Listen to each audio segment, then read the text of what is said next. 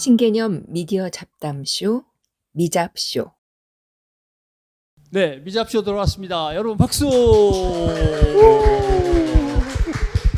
최고의 방법론은 잡담이다라고 했습니다. 네, 지난번 에피소드에 이어서 잡담으로 하기는 조금 무거운 주제이긴 합니다만은 오늘도 우리의 생명에 대해서, 또 교회는 생명을 어떻게 바라보고 있는가, 자신은 자신의 생명에 대해서 어디까지 처리할 수 있을까라고 하는 고민, 복잡한 문제들이 얽혀 있는 자살이라고 하는 주제를 다시 한번 다루려고 합니다. 최규희 목사님 나오셨습니다. 반갑습니다. 안녕하세요. NCCK 최규희 목사입니다. 실천신학대학원의 실천신학을 전공하시는 조성동 교수님 나오셨습니다. 네, 반갑습니다. 이 신학의 종류가 너무 많아요. 실천신학의 조성동 교수님 나오셨습니다. 네. 자, 지난 시간에는 이 흔히 말하는 스스로 목숨을 끊는 행위, 자살에 대해서 어떤 단체를 만드셨나 했더니 라이프호프 대표로 계신다. 또 만드시기도 했고 또 이런 활동들을 하시는데, 목사님들이 여기에 참여하기가 참 주저주저하고 꺼릴 수밖에 없는 우리 교회의 어떤 의식이나 환경 얘기를 꺼냈습니다. 이제 답변을 좀 확실히 실천신학자로서 하셔야 될 때가 된 것 같습니다. 자살은요, 그냥 이렇게 받아들이셔야지 이렇게 하시면 안 돼요라는 그 설명이 이제 두 분의 신학도들과 신학자가 하셔야 될 얘기 같습니다. 예, 제가 그 유가족들하고 많이 만났던 적이 있었어요. 우리 행사 때 8가정을 하루에 이렇게 만나서 이야기를 나눴는데, 그때 제가 느낀 게 뭐냐면 참 착한 사람들이다 이랬어요. 자살한 사람들이 대부분 다 착해요. 여려서 그렇거든요. 그러니까 프로이트가 한 얘기가 뭐냐면, 분노가 쌓이면 밖으로 향하면 범죄가 되고 안으로 향하면 자해와 자살이다 해요. 예. 대부분 자살한 사람들은 남한테 이걸 못하니까 예. 자기를 해야 하는 경우들이에요. 그래서 보면 무슨 생각이 드느냐면, 저 사람들은 사회적 약자다. 약자. 그러니까 우리 몸이 뭔가 스트레스를 받고 힘들면 약한 부분이 터지잖아요. 뭐 자기 신체 중에 약한 장기가 뭐가 병이 생기거나. 그러니까 저는 우리 사회의 총체적인 문제에 있어서 이 약한 사람들이 결국 피해를 입은 거다. 저는 그렇게 생각이 들어요. 예. 그러니까 이 자살 문제를 자꾸 죄인이다라고만 생각할 것이 아니라 정말 저 사람들 얼마나 힘들었을까. 죽는다라는 게 쉬운 게 아니잖아요. 예. 예, 정말 그거는 정말 뭐 우리가 그 자살 보도에 대한 가이드 지침 중에서도 너무 단순하게 표현하지 말라고 하는데요. 원인을 네. 죽는다고 할 땐 정말 수만 가지 이유가 있을 거예요. 뭐 카드값 얼마 이걸로 설명이 되는 게 그러니까 아니고, 뭐 흔히 외로워서, 우울해서, 네? 생활고에 찌들어서 뭐 이렇게 간단하게 표현하고 만단 말이죠. 그러니까요. 그걸로 해결이 안 되는 문제거든요. 그러니까 좀 자세히 알았으면 좋겠고, 그런 측면에서 이제 결국 자살한 사람은 구원을 받느냐 이 질문으로 들어오는 거거든요. 예. 근데 제가 이해하는 바에 의하면 개신교는 행위로 구원을 받는 게 아니잖아요. 네. 오직 믿음으로. 그러고 보니까 그러네요. 예. 그렇게 맨날 부르짖어 놓고. 그러니까요. 오직 믿음으로. 맞아요. 그러면은 행위 때문에 구원이 판결되지는 않는다라는 게 아주 간단한 거거든요. 예. 이 개신교는 이게 아주 간단한데, 저는 강의할 때마다 좀 문을 곧바로 나가본 적이 없어요. 그래도 지옥 간 거 아니냐, 지옥 갔다고 말해야 되는 거 아니냐, 막 계속 이러는데 저보고 자꾸, 그래서 아니 그렇진 않다. 그럼 막 저보고 뭐 이단이라는 뭐 이런 소리도 하고 막 이러는데, 그걸 내가 지옥 갔다 천국 갔다 내가 말하면 제가 이단이십니까? 예, 예, 그렇죠. 제가 어떻게 인간이 어떻게 구원의 영역을 저도 그 질문 몇 번은 받은 것 같습니다. 아니 자살하면 안 된다고 왜 분명하게 얘기를 안 하고 내려오느냐, 자꾸 이런 얘기를 했는데, 어떤 사람은 저를 붙잡고 이렇게 얘기하더라고요.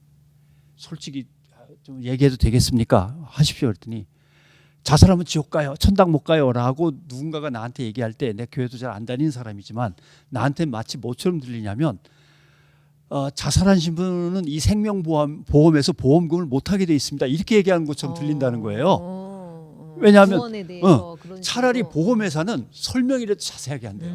이거는 계약상 이렇게 돼 있고 이렇게 돼 있고 이렇게 돼 있으니까 스스로 목숨을 끊는 행위에 대해서는 우리가 보험금 지급을 이렇게 했습니다. 교회는 그렇게까지도 설명 안 한다는 거죠. 아이고 지옥 가겠네. 이렇게만 설명하고 끝난다는 거예요. 그래서 그 얘기를 듣고 그렇게 들리겠더라고요. 그러니까 이게 공감 능력의 문제인 것 같아요. 왜냐하면 어느 한 사람이 자살을 선택하기까지 그 과정이 얼마나 고통스러웠을지를 안다면 그런 고민을 하고 있는 사람한테도 야, 너 자살하면 지옥 가 하고 이렇게 무섭게 얘기하는 게 효과가 있겠느냐는 거죠.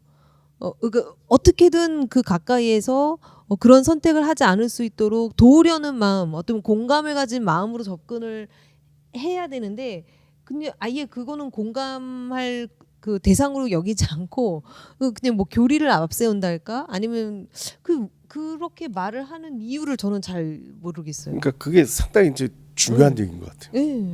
그 저한테 이제 목사님이 이제 내내 자살하면 지옥 간다고 얘기를 해야 된다. 그게 자살 예방 효과가 있다. 내가 젊었을 때 죽으려고 하다가 지옥 갈까봐 내가 멈춘 적이 있다. 멈춘 적이 있다. 막 이렇게 얘기를 하시면서 경험적으로. 그 얘기를 하시는데 실은 그거 때문에 멈출 정도면 자살이 그렇게 심각한 건 아니에요.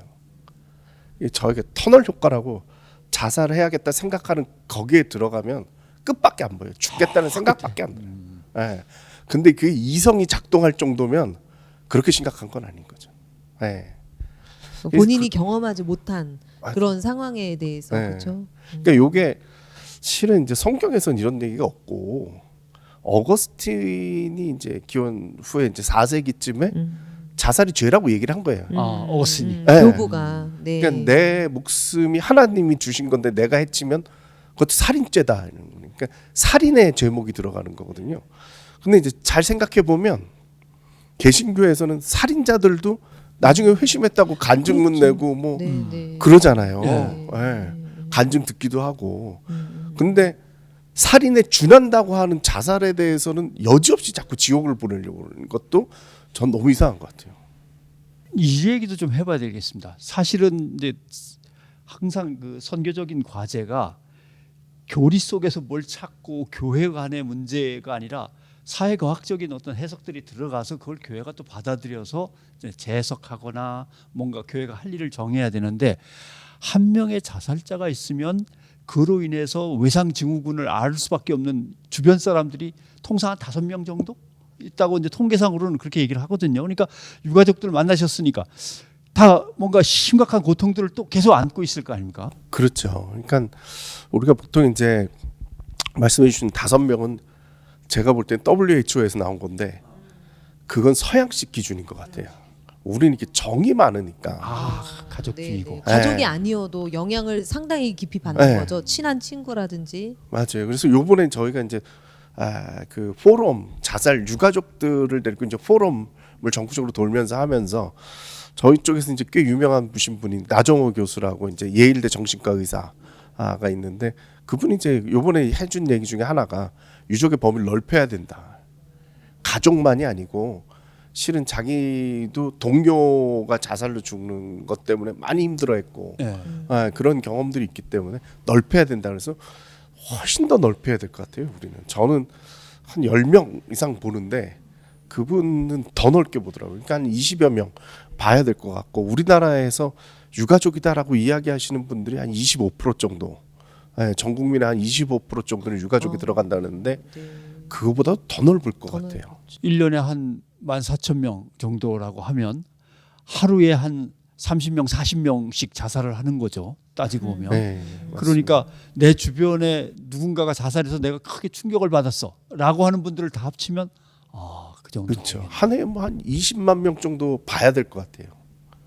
그러니까 뭐 상당히 어떤 분이 대한민국은 전 국민이 자살 유가족 상태라고도 얘기를 하신 적도 있고요. 외국에서. 네. 근데 이제 문제는 이분들이 자살 위험이 보통 사람보다 8배가 높아요. 아주 위험한 상태거든요. 그러니까 지금 형제나 어머니 아버지를 얘기하는 게 아니고 아들 딸을 얘기하는 게 아니고 전체적으로 봐도 그렇게 높습니까? 네. 그러니까 일반적으로 보면 한 8배라고 이야기를 하는데 그러니까 가까운 지인의 죽음을 또는 자살을 경험한 사람들이 다시 자살을 그 충동을 갖게 될 그런 비율을 말씀하신 거죠. 유족 범위 안에서는 아마 다 이 위험성이 있어요. 왜냐하면 이게 이제 가족들 같은 경우는 예를 들면 이제 유전이라는 말까지도 쓰는데 그건 아니고 유전이라고 할 수는 없는데 제가 옆에서 경험해 보면 일단 기질이 비슷해요. 예, 성격이나 뭐 이런 기질이 비슷하고 환경도 당연히 비슷하고 뭐 같이 살아왔으니까. 그러니까 이 자살 위험이 비슷한 상황인 거예요.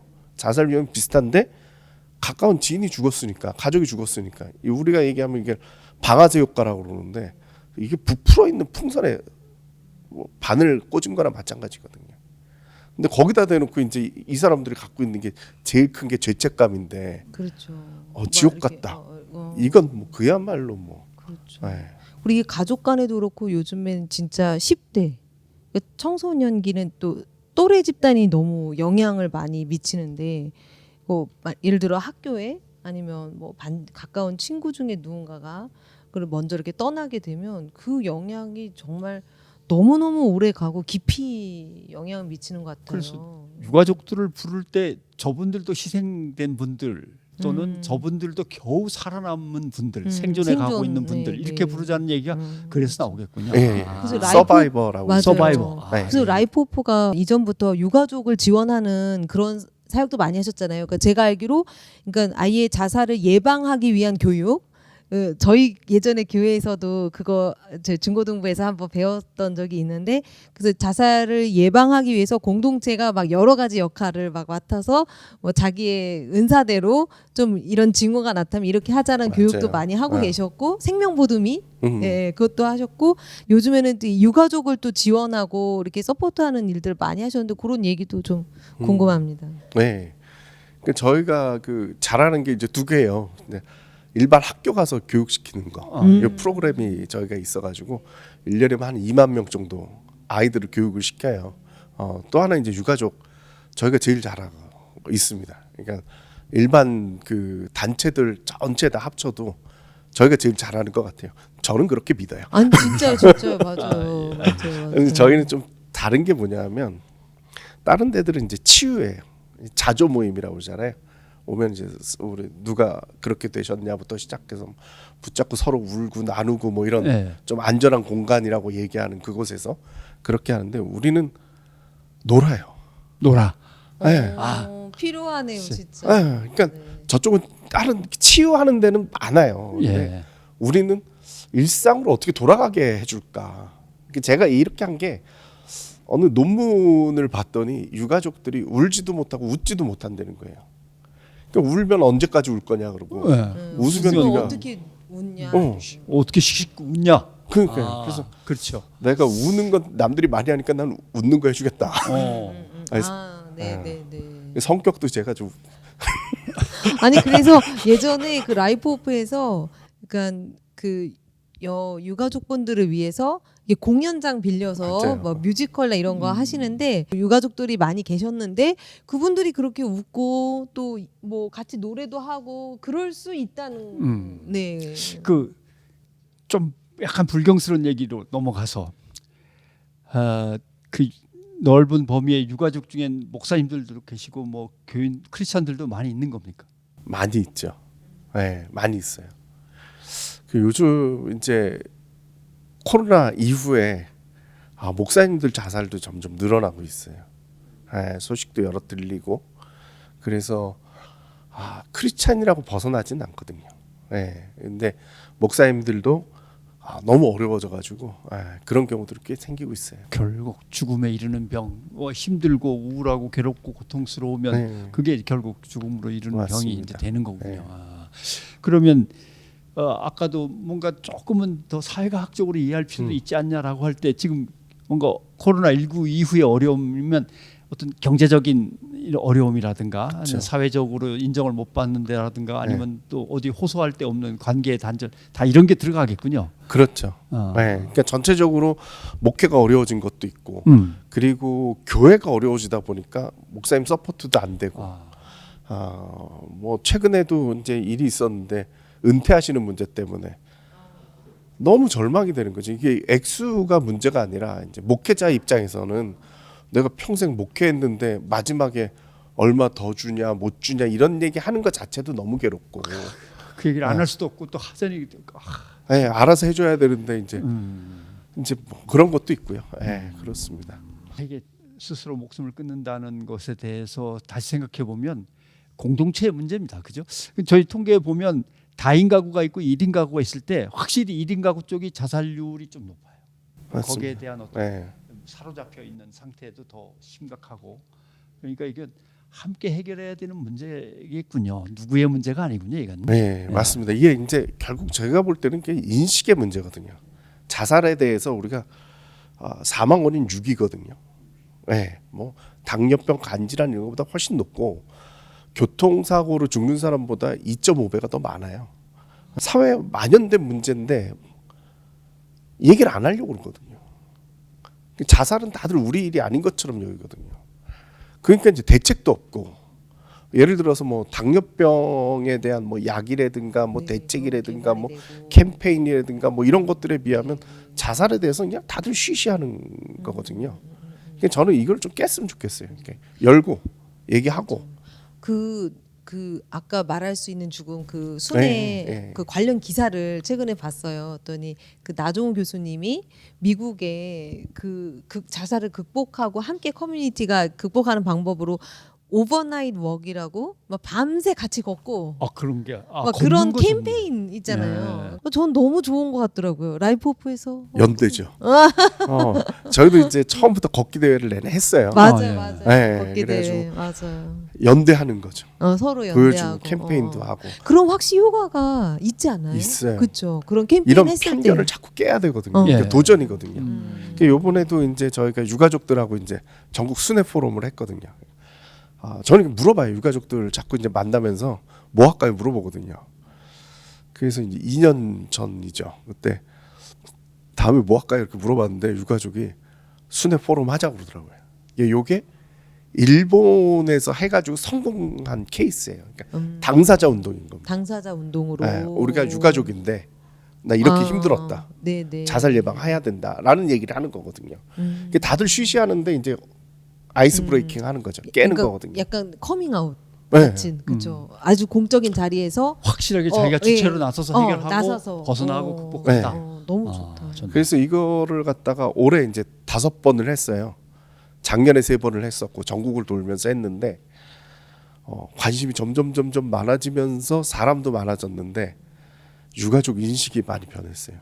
그러니까 다들 숨어 지내다가 처음에 이게 많은 용기가 별거 아닌 것 같은데 무지한 용기거든요. 왜냐하면 내가 자살 유가족입니다. 그러니까 강연도 하고 토크도 하는 거니까 그러면은 이제 공개적으로 자살 유가족이라는 걸 나타내는 거니까. 왜냐하면 다른 집들이 대체 저 집은 문제가 뭐야 이렇게 쳐다보거나 처음부터 얼마나 저기 했으면 그랬겠어.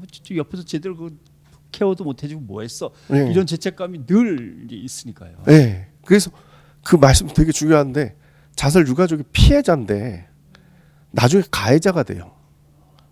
오죽했으면. 네. 네가 잘해줬었으면. 넌 아빠가 그러는데 어떻게 모를 수가 있어. 뭐 내지는 남편이 40대 50대 남자들이 자살을 제일 많이 해요. 그러면 이제 뭐 아이고 이런 표현에 써도 될지 모르겠는데 남편 잡아먹었다 소리도 나오고. 그러니까 유가족들이 너무 제가 제일 가슴 아팠던 게 뭐냐면 친구 절친 결혼식에 청첩장 돌리는 자리에서 아이 그래 나도 갈게 그랬는데 넌 오지 마. 재수가 없어. 네가 오면 왜 그 가족 중에 누가 그렇지. 그러니까 자살 유가족한테 대놓고 넌 재수가 없는 애니까 오지 마 소리는. 그런 게 현실이거든요. 그 사람들도 이게 자기가 지금 내뱉은 그 말이 무슨 의미와 어느 정도의 말인지도 몰라. 그냥 늘 어른들한테 세상 속에서 들었던 얘기 중에 자살에 대해서는 이런 얘기들이 그냥 머릿속에 남아 있으니까 뭐 그렇게 얘기했겠죠. 그래서 이번에 이제 포럼을 진행하는데 그런 걸 깨볼 당당하게 그러니까 숨으니까 그런 얘기를 더 듣더라고요. 당당하게 나서자. 권리 주장하자라고 했는데 제가 이번에 되게 그 감동을 받은 게 뭐냐면 이거 안에 다들 도와주더라고요. 네, 그래서 뭐 아까 나정호 선생님 같은 경우도 정말 뭐 와가지고 뇌과학자 장동선 박사도 메인 스피커로 서주고 우리 YTN PD 했었던 김혜민 PD 다 5번 내내 사회 봐주고 전국을 떠돌아다니면서 해줬고 정말 감동받은 건 뭐냐면 유가족들이 자기네 모아놓은 기금을 저희한테 기부를 해줬어요. 그리고 한 번 더 하시라고. 저희 한 번 더 하고 싶다고. 근데 여태까지 유가족들이 정말 이게 도움의 대상이었지 이쪽으로 오는 건 아니었거든요. 근데 처음이었던 것 같아요. 그렇게 해서 극복한 유가족들이 많아지면 누구나 저 가족들처럼 또 극복하고 저렇게 자기 삶으로 돌아가겠지. 또 환히 웃을 수도 있겠지. 그렇게 이제 바라봐주면 되는 거네요. 맞습니다. 그러니까 그분들도 일상을 살아야 되고 실은 우리들도 유가족 딱 만나면 뭘 어떻게 해야 될지 모르거든요. 근데 자꾸 이렇게 깨가지고 만나면 자연스러워지면 서로 일상으로 돌아갈 수 있죠. 네. 알겠습니다. 자, 스스로 자기의 목숨, 자기의 생명에 대해서 어떤 결단을 내렸는데 그것이 불행하게도 기독교적으로는 그동안 상당히 좀 꺼리던 어떤 부분이라고 해서 그 사람의 그 행위뿐만 아니라 그 가족들까지도 남은 삶을 숨어서 지내야 되는 또 피하며 지내야 되는 그 어두운 얘기를 했습니다마는 그러나 얼마든지 극복할 수 있고 극복하는 게 맞고 그걸 또 도와주는 게 교회의 일이고 어쩌다 있는 사람도 아니고 하루에 40명 뭐 30명이라면 엄청난 숫자인데 그걸 교회가 자기 문제로 안 받아들이는 것도 또 말이 안 되는군요. 알겠습니다. 아무튼 다른 사업보다도 이 사업은 좀 나날이 빨리빨리 창대해져서 많은 위로와 용기를 우리 사회에 좀 흩뿌려 주셨으면 좋겠다라는 생각을 해봤습니다. 조성동 교수님 응원하겠습니다. 고맙습니다. 응원합니다. 감사합니다. 감사합니다.